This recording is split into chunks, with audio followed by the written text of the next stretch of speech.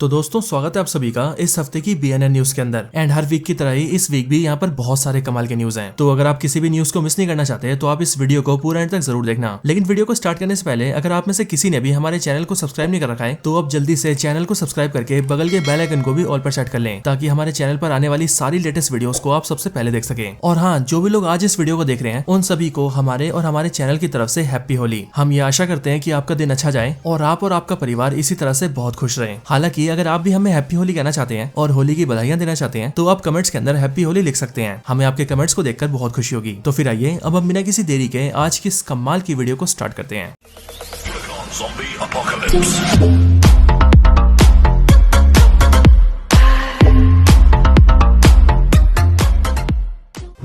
तो चलिए सबसे पहले बात करते हैं मार्वल की न्यूज के बारे में, जहां पर मार्वल से पहली खबर है X-Men 97 को लेकर। तो X-Men 97 मार्वल की लेटेस्ट एनिमेटेड सीरीज है एंड मार्वल ने इसके 2 एपिसोड्स को रिलीज भी कर दिया है, जिन्हें अगर आप देखना चाहे तो डिज्नी प्लस के ऊपर देख सकते हैं। हालांकि ये सारे एपिसोड्स इंग्लिश में आएंगे और इसीलिए हमने इसे हिंदी में एक्सप्लेन कर रखा है। सो इसीलिए अगर आपको इन एपिसोड्स की हिंदी जानी हो यानी कि हिंदी एक्सप्लेनेशन देखनी हो तो वो हमारे चैनल पर अवेलेबल है। हालांकि ये X-Men 97 सीरीज लोगों को काफी पसंद आ रही है एंड अगर इसकी रेटिंग्स की बात करें तो रोटन टोमेटोज के ऊपर इसको 100% की रेटिंग्स दी गई है और ऑडियंस ने भी इसको 60% की रेटिंग दी है। हालांकि X-Men 97 को लेकर केविन फाइगी ने एक बड़ी बात का खुलासा किया। उन्होंने बेसिकली पब्लिक से ये बोला कि X-Men 97 सीरीज को फिर से लाने में उनकी 2 कंडीशंस थी। पहली कंडीशन तो ये थी कि जो भी वॉइस एक्टर्स पहले इस सीरीज के कैरेक्टर्स को आवाज दे रहे थे उन्हें वही सारे वापस चाहिए थे और इसके साथ ही जो थीम सॉन्ग पहले X-Men की सीरीज में चलता था इसके अंदर भी उन्हें वही थीम सॉन्ग चाहिए था ताकि जिन्होंने भी पहले इस सीरीज को देखा है उनके लिए इस सीरीज का मजा बिल्कुल भी खराब ना हो। और जैसे ये दोनों कंडीशंस फुलफिल हुई वैसे ही केविन फाइगी ने X-Men 97 सीरीज का प्रोडक्शन स्टार्ट कर दिया। अब हालांकि अगर X-Men की एनिमेटेड सीरीज के आगे बात करें X-Men की लाइव एक्शन मूवी की तो इसको लेकर भी काफी टाइम से बातें चल रही है कि MCU वाले X-Men की लाइव एक्शन मूवी के ऊपर भी काम कर रहे हैं। एंड अब उसी को लेकर एक और रूमर सामने आया है जिसके अंदर ये बताया जा रहा है कि मार्वल स्टूडियोज ये प्लान कर रहा है कि वो अपनी X-Men की लाइव एक्शन मूवी के अंदर मिस्टर सिनिस्टर को दिखा सकते हैं, यानी कि मिस्टर सिनिस्टर X-Men की लाइव एक्शन मूवी का मेन विलन हो सकता है। चलिए अब आगे बात करते हैं डेडपूल एंड वुल्वरीन के बारे में, यानी कि अपने डेडपूल 3 के बारे में। सो इसको लेकर सबसे पहले एक प्रोमो आर्ट सामने आया है एंड इस प्रोमो आर्ट के अंदर आप ये देख सकते हैं कि यहाँ पर baby pool, kid pool, dog pool और हेड पूल चारों ही फीचर किए जा सकते हैं। एंड इसीलिए ये बात भी कंफर्म हो जाती है कि डेडपूल के ये 4 वर्जन तो मूवी में दिखने वाले हैं। इसके अलावा डेडपूल 3 को लेकर ऐसा रूमर भी सामने आ रहा है कि डेडपूल 3 के अंदर मल्टीवर्स का एक बिल्कुल ही नया कॉन्सेप्ट दिखाया जाएगा, यानी कि जिस तरह का कॉन्सेप्ट हमें अब तक स्पाइडरमैन नो वे होम, डॉक्टर स्ट्रेंज 2 और लोकी सीरीज के अंदर दिखाया गया है, डेडपूल 3 में उससे थोड़ा सा डिफरेंट दिखाया जाएगा। और इसीलिए इस रूमर के सामने आते ही इस मूवी को लेकर और भी ज्यादा हाइप बढ़ चुकी है। चलिए इसके आगे बात करते हैं मार्वल की एक और animated series I of Wakanda के बारे में। तो इस वाली सीरीज को लेकर भी ये बोला जा रहा है कि ये सीरीज भी इसी साल आ सकती है, पर इसके साथ ही इस सीरीज को लेकर ये खबर भी सामने आई है कि आई ऑफ वकांडा MCU से कैनन होने वाली है, जिसका मतलब ये वाली एनिमेटेड सीरीज भी MCU के अंदर ही टेक प्लेस करेगी। एंड कहा यह भी जा रहा है कि आई ऑफ वकांडा में जो स्टोरी दिखाई जाएगी वो पूरी की पूरी सेक्रेट टाइमलाइन की होगी, यानी कि मेन MCU टाइमलाइन की। और इस सीरीज के अंदर बेसिकली जो स्टोरी होगी वो वकांडा की हिस्ट्री की होगी, जिसमें हमें ये दिखाया जाएगा कि वकांडा का इतिहास क्या था, वकांडा की खोज कैसे हुई, 5 कबीले एक साथ कैसे आए और सबसे बड़ी बात ब्लैक पैंथर की शुरुआत कैसे हुई। सो इसीलिए हो सकता है कि इसी सीरीज के अंदर हमें वॉरियर शमन के बारे में बताया जाए जो कि वकांडा का पहला ब्लैक पैंथर होता है। चलिए अब बात करते हैं स्पाइडरमैन के बारे में। तो मैंने आपको पिछले BNN न्यूज में बताया था कि स्पाइडरमैन की सारी मूवीज को री रिलीज किया जा रहा है। सो अब उसके लिए इन सारी मूवीज के रिलीज डेट भी सामने आ चुके हैं एंड इसके एक पोस्टर को भी रिलीज किया गया है जिसे आप सभी अपने सामने देख सकते हैं। और इसके साथ ही इस बात को भी डिक्लेयर कर दिया गया है कि ये सारी मूवीज 15 अप्रैल से रिलीज होना स्टार्ट हो जाएंगी और हर हफ्ते एक नई मूवी रिलीज होगी जो कि हर मंडे टू मंडे रिलीज होगी। इसके अलावा अगर बात करें स्पाइडरवर्स की तो स्पाइडरवर्स को लेकर भी एक शॉर्ट फिल्म बनाई गई है और इस शॉर्ट फिल्म को 27 मार्च को यूट्यूब के ऊपर रिलीज किया जा रहा है एंड इसके अंदर बेसिकली माइल्स मोरालेस के बारे में बताया जाएगा। तो अगर आप लोग देखना चाहे तो 27 तारीख से देख सकते हैं, यूट्यूब के ऊपर आराम से मिल जाएगा। चलिए अब बात करते हैं एक सीरियस इशू के बारे में। तो मैटर कुछ ऐसा है कि मार्वल के ऊपर केस हो चुका है और जिसने केस किया है उसका नाम है डेरियस एलिस और ये बेसिकली एक आर्टिस्ट है जिसका ये कहना है कि मार्वल स्टूडियोज ने वेयरवुल्फ बाय नाइट के अंदर जो भी पोस्टर्स दिखाए हैं उन्हें असल में उसने क्रिएट किया है और उनके ऊपर उसका कॉपीराइट है एंड मार्वल ने बिना उससे पूछे उन्हें यूज किया है। हालांकि अगर आप इन पोस्टर्स को देखना चाहे तो आप अपने सामने देख सकते हैं। तो अब देखना ये है कि मार्वल इस सिचुएशन को कैसे हैंडल करता है। चलिए बात करते हैं मार्वल की नई गेम के बारे में, जो गेम बेसिकली कैप्टन अमेरिका और ब्लैक पैंथर के ऊपर बनाई गई है और इस गेम का नाम रखा गया है मार्वल 1943 राइज ऑफ हाइड्रा। और मार्वल ने भी कुछ ही दिन पहले इसके ट्रेलर को भी रिलीज किया है। हालांकि जैसे इसका ट्रेलर सामने आया वैसे बहुत से लोगों को ऐसा लगने लगा कि मार्वल ये नई मूवी निकालने वाला है, लेकिन असल में ये कोई मूवी नहीं बल्कि गेम है जो कि अगले साल यानी कि साल 2025 में रिलीज हो रही है। अब कैप्टन की बात हो ही रही है तो चलिए बात करते हैं कैप्टन अमेरिका 4 के बारे में। तो इस मूवी के अंदर जो कैप्टन अमेरिका होंगे वो होंगे फैल्कन यानी कि एंथनी मैकी, और इन्होंने यानी कि एंथनी मैकी ने इस बात को कंफर्म कर दिया है कि उनकी कैप्टन अमेरिका 4 के अंदर बकी बार्न्स और जीमो दोनों ही नहीं दिखने वाले, यानी कि मूवी में इन दोनों का ही कैरेक्टर नहीं होगा। लेकिन हाँ, इसके साथ उन्होंने ये भी बोला है कि एक्टर सेबेस्टियन स्टैन यानी कि बकी बार्न्स अब सीधा जाकर मार्वल के थंडरबोल्ट्स में दिखेंगे, उससे पहले कहीं भी नहीं। हालांकि इनके साथ ही अगर बात करें एक्टर पॉल रड की यानी कि अपने एंटमैन की, तो अभी इन्होंने भी सामने आकर ये बोला है कि एमसीयू में उनके एंटमैन कैरेक्टर की अब कोई गारंटी नहीं है, एंड इसीलिए वो भी नहीं जानते कि एमसीयू में कभी एंटमैन दिखेगा या फिर नहीं, क्योंकि एज वी ऑल नो कि मार्वल स्टूडियोज ने इस बात का फैसला कर लिया है कि वो एंटमैन 4 तो कभी नहीं बनाने वाले। और इसके साथ ही जब से मल्टीवर्स आया है तब से ये बोलना भी मुश्किल है कि एमसीयू में एंटमैन की जरूरत है भी या फिर नहीं। सो इसीलिए ऐसा होने के बहुत ही ज्यादा चांसेस है कि मार्वल वाले एंटमैन को एमसीयू से बाहर कर दें। हालांकि अगर एंटमैन के अलावा बात करें वोंग की, तो एमसीयू में जो वोंग को प्ले करते हैं यानी कि एक्टर बेनेडिक्ट वोंग, उन्होंने अभी पब्लिक के सामने ये बोला है कि उनका कैरेक्टर अभी भी एमसीयू में टिका हुआ है। और वैसे तो उन्होंने खुलकर कुछ भी नहीं बोला है, लेकिन फैंस को इस बात के लिए टीज कर दिया है कि एमसीयू में उनकी वापसी होकर ही रहेगी। तो चलिए अब बात करते हैं मार्वल की आखिरी न्यूज के बारे में, जो खबर एज ऑफ कोर्स कैंग के ऊपर ही है। तो आपको पता ही होगा कि इनके ऊपर पहले से एक डोमेस्टिक वायलेंस का केस चल रहा था, जो केस इनके ऊपर इनकी एक्स गर्लफ्रेंड ने फाइल किया था। तो उसी एक्स गर्लफ्रेंड ने अब इनके ऊपर 2-3 और केस ठोक दिए हैं और उनके ऊपर ये आरोप लगाया है कि जोनाथन मेजर्स ने उन्हें बदनाम और डिफेम करने की कोशिश की है। हालांकि केस की लिस्ट काफी लंबी है, आप अगर डिटेल से जानना चाहे तो गूगल कर सकते हैं। सो दोस्तों यही सारी न्यूज थी मार्वल की तरफ से। अब मार्वल के बाद चलिए बात करते हैं डीसी की न्यूज के बारे में। तो डीसी की तरफ से पहली और काफी बड़ी खबर ये आ रही है कि इनकी द पेंगुइन करके जो बैटमैन की स्पिन ऑफ सीरीज आ रही थी, जिस सीरीज के अंदर बेसिकली पेंगुइन की कहानी दिखाई जानी थी, तो उसी सीरीज का ट्रेलर रिलीज हो चुका है। आपको अगर ट्रेलर देखना हो तो यूट्यूब के ऊपर आराम से देख सकते हैं। इसके साथ ही एक खबर ये भी सामने आई है कि इसके अंदर जो पेंगुइन को प्ले कर रहे हैं यानी कि एक्टर कॉलिन फेरल, उन्हें स्मोक करने की काफी आदत है, लेकिन जब वो द बैटमैन की शूटिंग कर रहे थे तब वहां पर उन्हें स्मोक करने के लिए बिल्कुल मना कर दिया गया था। लेकिन अब ऐसी कोई रिस्ट्रिक्शन इनके ऊपर पेंगुइन सीरीज के अंदर नहीं है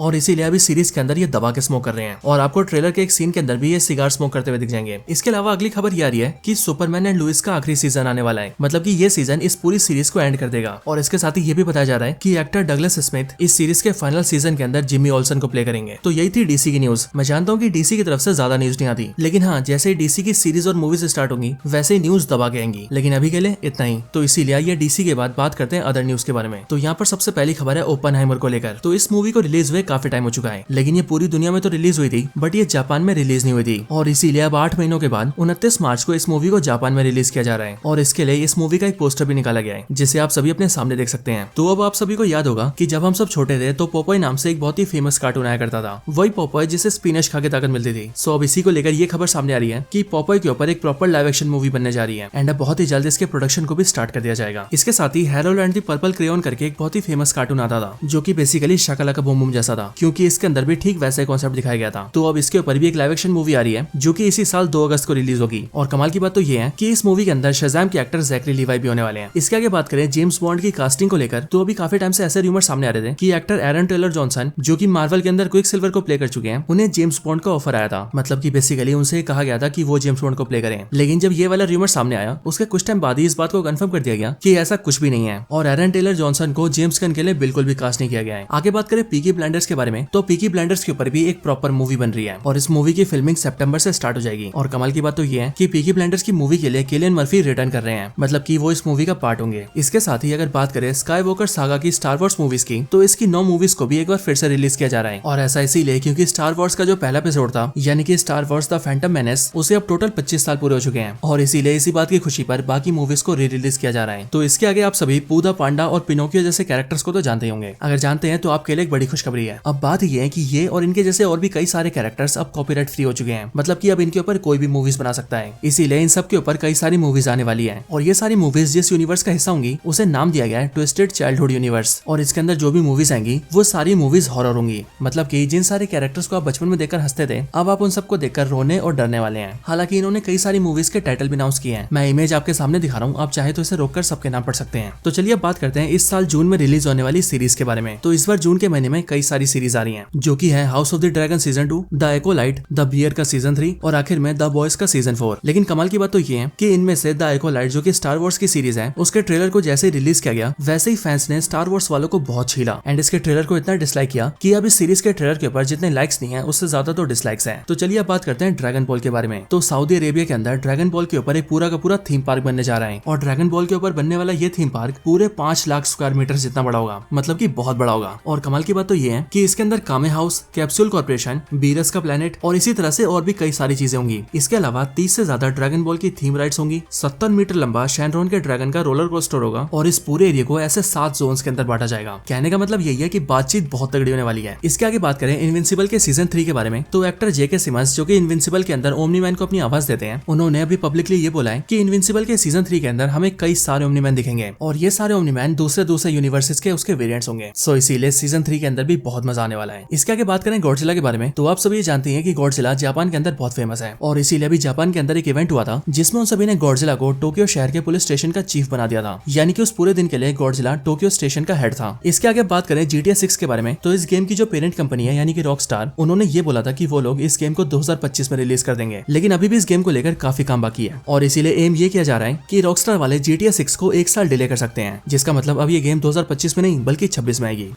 तो दोस्तों यही थी वीडियो इस हफ्ते की BNN न्यूज के ऊपर। आप सभी को ये सारी न्यूज कैसी लगी और आपको हमारी ये वीडियो कैसी लगी, ये आप मुझे कमेंट्स के अंदर जरूर बताना। अगर आपको वीडियो पसंद आई हो तो आप वीडियो को लाइक जरूर करना और अगर आपने अभी तक हमारे चैनल को सब्सक्राइब नहीं कर रखा है तो आप जल्दी से सब्सक्राइब भी कर लेना और बेल आइकन को भी ऑल पर सेट कर लेना। बाकी आपको और आपकी फैमिली को एक बार फिर से हैप्पी होली। मैं मिलता हूँ आपसे ऐसे किसी और बेहतरीन वीडियो में, तब तक के लिए गुड बाय।